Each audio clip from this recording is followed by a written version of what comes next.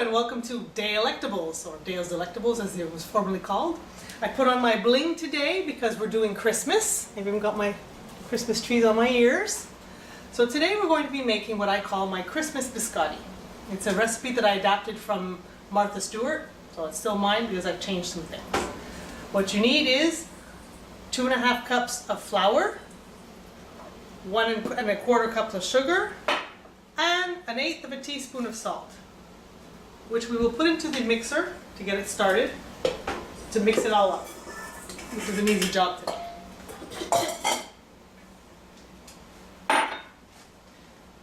Just mix this up. And to this we will add 3 whole eggs and 2 egg yolks. Diets don't count at Christmas time, right? Remember that. To that I will add 1 teaspoon of vanilla. This one I will measure because in baking it's more of a science, you know, we can't play around too much. And here's where I differ. Orange zest. I'm going to mix it with the eggs. I find that when we mix it into the dry or try to fold it in with the nuts and stuff, it just doesn't mix as well. So this way, it's a lot easier. It's done. Try to get the whole thing as much as I can because this flavor is like amazing with the cranberries and the pistachios, which is why I call them my Christmas biscotti, because they're green and red. Alrighty. Waste not, want not. We want all that goodness. So this, you just mix it up with a good old fork.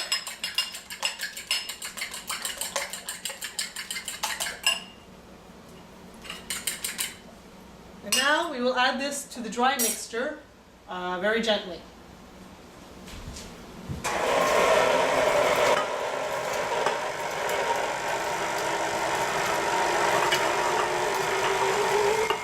Mix it until it just starts to get together like it's doing now. It's almost coming together. And here's where I'm going to add my 1½ cups of pistachios and 1 cup of cranberries. This way I don't have to fold it in. It gets done for me. Mix it until it just starts to form a ball. The rest we have to do by hand. That way. Nice, I don't have to knead, I don't have to mix with my hands. Keep it simple. As you can see, it's just starting to get close. You don't want to overmix it.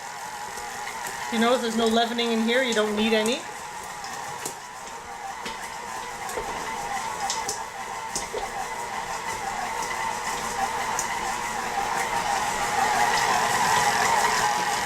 So now it's getting to be coarse and almost stuck together. So at this point, the rest is done by hand. Sugar plum. So, make some room. That was smart. And we flour our working surface and dump it out.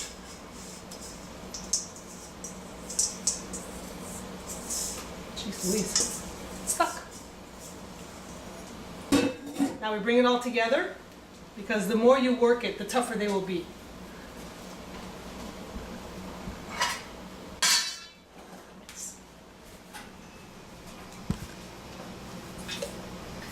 We got to work on a little, you know, burn a few calories because, you know, as you saw with 5. Oops! Oh my goodness!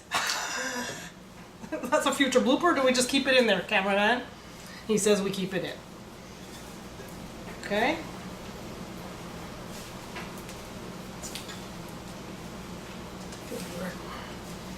My eggs weren't as big as they usually are, because usually this comes together a little bit better.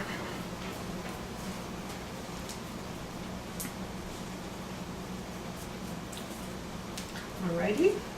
Now we're going to separate it into 2, and we're going to make 2 logs. By the way, preheat the oven to 350, because this will be the first baking. Biscotti means double cooked, so we have to cook it twice. Okay, now that I've kneaded it, I need a little bit more work than I was expecting. You roll it out, and then you flatten it. Now, how many you get will depend on how wide you like it, on how long, you know, 'cause some, you know, you have the industrial Costco size ones, or you have the more natural, normal ones, which is what I like personally. Into the shape you like. Try and make it even. You need to have an even thickness, because if it's not even, then it's not going to cook properly. Then you have parts of it that are going to be raw and parts of it are going to be hard, and you don't want that.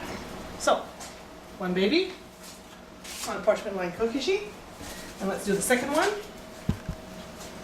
We'll see how even I was. Probably not.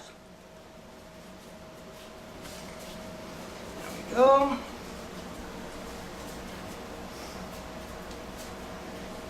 These are so good. Some people dip them in their coffee. Try it in your wine. Red wine. Really good. A friend of mine taught me that after I gave her some. And here's the second one. There we go. Beauty. Now we're going to bake these puppies in a 350-degree oven for about 20 minutes.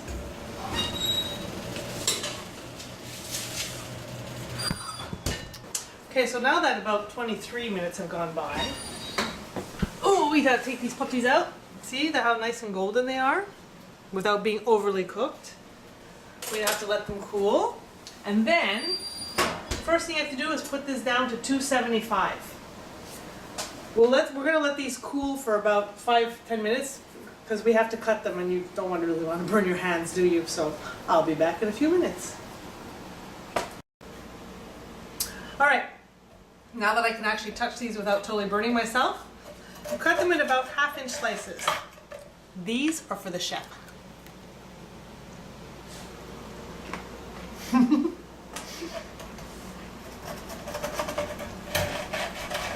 Now the original recipe says to cook them for a good, excuse me, I'm talking with my mouth full, my mother would smack me right now.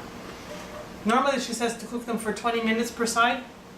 I don't want to break my teeth when I eat my biscotti, even though it's still good when you dip it in your wine or your tea, but they won't be quite as hard as the ones that you see in the stores if you want.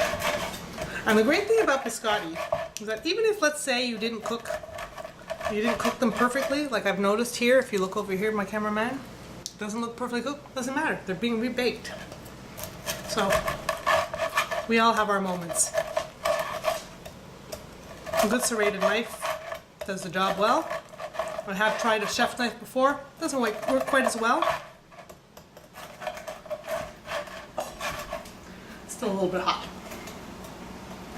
So as I mentioned, we're going to cook it 10 minutes on one side, and then we're going to turn them over and cook them the final 10 minutes. After that, you can package and give them away and become everybody's hero. I'm going to keep this one for the cameraman. He's doing such a great job.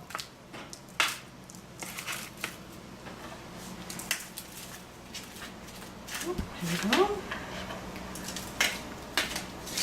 I'm going to cut them a little thicker than usual. Voila!